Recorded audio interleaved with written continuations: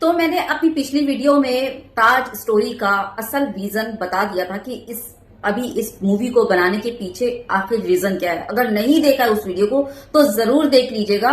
ये रहा उसका थंबनेल और लिंक आपको उस वीडियो का मेरे डिस्क्रिप्शन बॉक्स में मिल जाएगा। अब जरा पॉलिटिक्स को अलग रखकर फैक्ट से समझते हैं इस चीज को, और फैक्ट को अच्छे से समझने के लिए वीडियो को एंड तक देखना पड़ेगा। और हाँ, एंड तक देखने के बाद आप जब खुद समझ जाएं तो इस वीडियो को शेयर करना तो लाजमी, क्योंकि प्रोपेगेंडा जो है ना बहुत जबरदस्त पैमाने पर और बड़े पैमाने पर चल रही है। तो इसलिए पहले ही अपील कर रही हूं, वीडियो को जरूर शेयर कीजिएगा। तो ताजमहल एक तेजू महल है। ये प्रोपेगेंडा शुरू होता है 1989 में। पीएन ओक एक किताब लिखते हैं द ताजमहल अनटोल्ड स्टोरी, और पहली बार यहीं से इसी आदमी ने इसी ताजमहल को तेजो महल बताया और यहीं से ये प्रोपेगेंडा शुरू होता है। और पता है, पीएन ओक ने अपने इस प्रोपेगेंडा को सही साबित करने के लिए कुछ फैक्ट्स भी रखे जो कि काफी शॉकिंग थे। Proof number 1, professor Marvin Miller ने ताजमहल की गेट पर कार्बन डेटिंग करके ये बताया कि ताजमहल जो है वो शाहजहां से भी 300 साल पुरानी है। 300 साल पुरानी शाहजहां से भी। और प्रूफ नंबर 2 ये कि पीएन ओक ने अपनी किताब में के हिसाब से ताजमहल के अंदर कुछ ऐसे कमरे हैं, कुछ ऐसे हैं जिनको सील करके रखा गया है, बिल्कुल बंद करके रखा गया है, क्योंकि इसके अंदर भगवान शिव का मंदिर है या फिर उसमें शिवलिंग मौजूद है। तो जब ये बात सामने आई तो सर्च करना तो जरूरी था। तो मुझे क्या मिला आपको पता है, ये आपकी स्क्रीन पर। तो मुझे पता चलता है कि पीएन ओक जो है ना वो एक हिस्टोरियन है ही नहीं, वो इंडियन नेशनल आर्मी में प्रोपेगेंडा एजेंसीज में काम करने वाले एक कर्मचारी थे।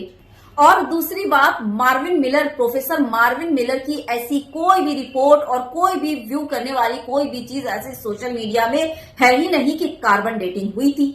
अब अगर हम ताजमहल के अंदर छुपे हुए कमरों के अंदर छुपी हुई शिव मंदिर के बारे में बात करते हैं तो आर्कियोलॉजिकल ऑफ इंडिया ने 2022 में उस कमरे के अंदर का जो है ना वो सारे फोटोज पब्लिकली पोस्ट किए हैं बाकायदा। और सिर्फ पब्लिकली पोस्ट नहीं किया, उसको जो है वो कोर्ट के सामने रखा और कोर्ट ने ये चीज मानी कि ताजमहल के अंदर कोई भी शिव मंदिर नहीं है। ये तो हो गया फैक्ट, मैंने आपको बता दिया। अब आइए जानते हैं कि आखिर ये द ताज स्टोरी बनाने वाला कौन है और उसके पीछे उसका मकसद क्या है। मकसद तो मैं पहले थोड़ा सा बता चुकी हूँ उस वीडियो में, लेकिन आइए और जरा जान लेते हैं।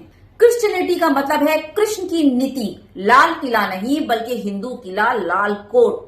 काबा और वेटिकन सिटी एक वक्त पर वो जो है सारे शिवा टेम्पल हुआ करते थे। और ये सब कौन कह रहा है? ये वही कह रहे हैं पीएन ओक, जो कि हिस्टोरियन बिल्कुल नहीं है, ठीक। और यही पीएन ओक हैं जो ताजमहल को तेजो महल बता रहे हैं। और बस इसी प्रोपेगेंडा को लेकर बीजेपी नेता सुरेश झा ने फिल्म बनाया द ताज स्टोरी। और इस मूवी में एक्टर कौन? खुद उनकी बीजेपी के नेता परेश रावल, जो 2014 में बीजेपी के एमपी रह चुके हैं। और उससे भी बढ़कर क्या आपको पता है, ये जो उस फिल्म का प्रोड्यूसर है सीए सुरेश झा, इसने जो है ना 2017 में मोदी जी को ग्लोरीफाई करने के लिए मोदी जी पर एक फिल्म बनाई थी। फिल्म का नाम मोदी काका का गांव। अब आप समझ ही गए होंगे, मुझे तो ज्यादा और बोलने की जरूरत नहीं, इस प्रोड्यूसर की तारीफ करने की तो जरूरत नहीं है ना। हाँ, यहाँ पर एक बात मैं और बोलना भूल गई।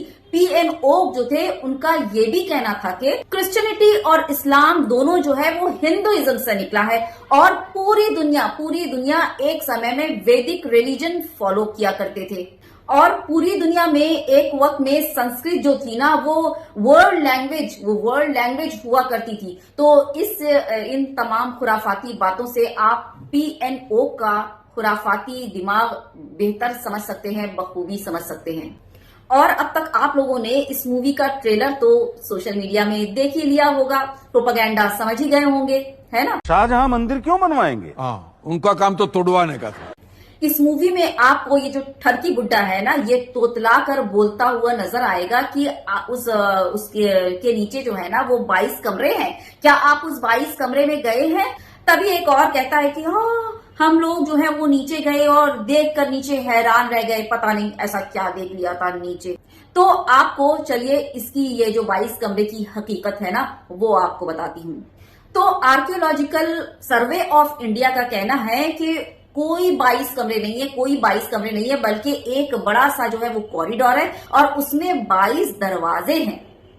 और उसको इसलिए बनाया गया ताकि उस जगह का जो इस्तेमाल है वो सही से हो सके, यूटिलाइजेशन उस जगह का सही से हो सके। और एक रिटायर्ड एएसआई अधिकारी ने, जिन्होंने अपना नाम गुप्त रखा, उन्होंने जो है इंडियन एक्सप्रेस को ये इंफॉर्मेशन दी कि वहां उस जगह हर हफ्ते कर्मचारी जो है सफाई के लिए जाते हैं। और साथ में उस कर्मचारी ने ये भी बताया कि वहां दीवारों पर कुछ नहीं बना है और बंद रखने की वजह ये बताई कि वहां पर टूरिस्ट के लिए देखने के लायक कुछ भी नहीं है, खाली जगह पड़ी है, तो इसलिए उस जगह को बंद रखा गया है।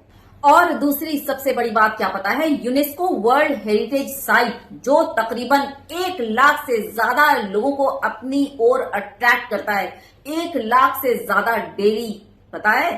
तो इस साइट को जो है ना महफूज रखना बहुत ज्यादा जरूरी है, इसलिए इस पार्ट को हमेशा जो है ना वो बंद रखा जाता है। क्या हुआ, अभी भी यकीन नहीं हुआ? तो चलिए थोड़ा सा और आपको सबूत दिखा देती हूं ताकि पूरी तरह से तशफ़ी हो जाए और कहीं शक व शुबहात की गुंजाइश ना हो। 2015 में मिनिस्ट्री ऑफ कल्चर ने लोकसभा में रिटन रिप्लाई दिया था कि government has no evidence of Taj Mahal being a Hindu temple. एक टीएमसी लीडर को एएसआई ने रिप्लाई में बताया कि ताजमहल किसी मंदिर की जमीन पर नहीं बना है और न ही ताजमहल में कोई हिंदू मूर्तियां हैं, कुछ नहीं है। और पीएन ओक, जो कि हिस्टोरियन बिल्कुल नहीं है, जैसा कि मैंने पहले ही बता दिया है, पीएन ओक ने जो पिटीशन लगाई थी उसको भी कोर्ट ने डिसमिस कर दिया था। और उसके बाद कई बीजेपी नेताओं ने भी कोर्ट में पिटीशन दिया, लेकिन कोर्ट ने पूरी तरह से रद्द कर दिया। तो आपको बता दूं कि ये जो मूवी बनी है ना, झूठ और प्रोपेगेंडा के अलावा कुछ नहीं, सफेद झूठ बोला गया है और जो है ना वो अंध भक्तों को चूरन चटाया गया है प्रोपेगेंडा का, नफरत का बाजार गर्म करने के लिए, क्या समझे।